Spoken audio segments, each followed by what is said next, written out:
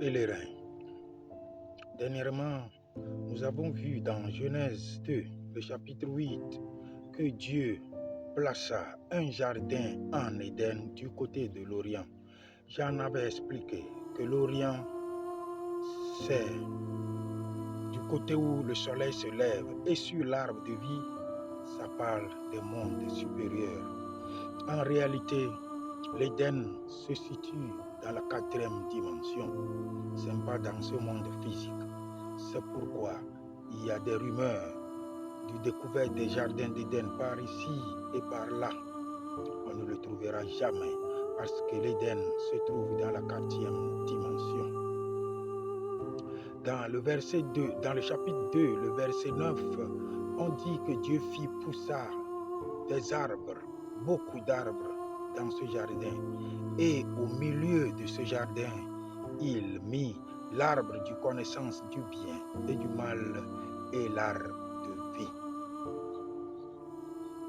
Alchimiquement, quand on parle de l'Éden, dans la langue hébraïque, l'Éden, c'est la volupté.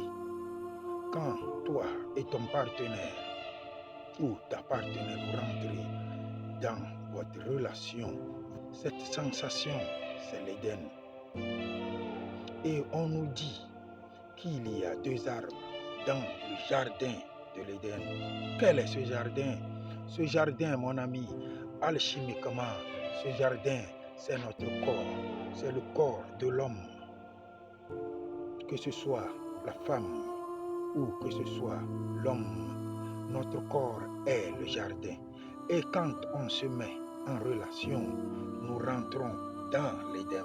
C'est pourquoi on dit que Dieu planta, ou bien Dieu mit le jardin dans l'Éden.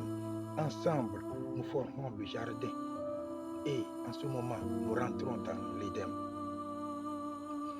Maintenant, quand on parle de l'arbre de vie et l'arbre de connaissance du bien et du mal qui est au milieu de ce jardin, si nous sommes le jardin, où est notre milieu?